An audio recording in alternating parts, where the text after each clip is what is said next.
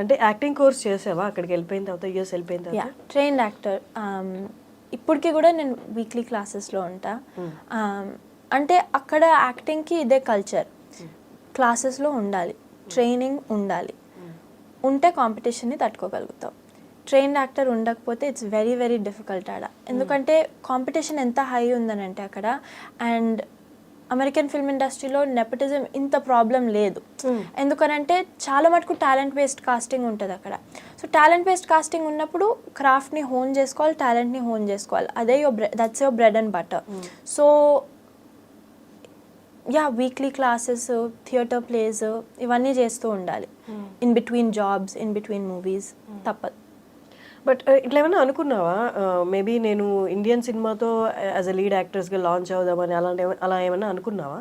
అనుకున్నా, డెఫినెట్గా అనుకున్నా. కానీ ఇప్పుడే నేను 19 హిట్ అయ్యా. సో